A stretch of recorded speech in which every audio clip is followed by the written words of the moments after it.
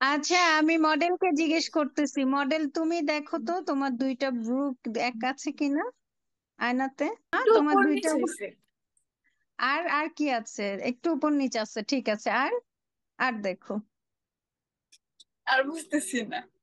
আর বেশি সামনে না এসে বেশি পিছনে হয়ে গেছে না?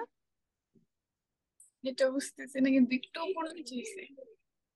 আচ্ছা, দেখেন আপনার মডেলই আপনার একটা দোষ বের করে দিল, ঠিক আছে। আপনার মডেল দিয়েই আপনাকে বের করায় দিলাম।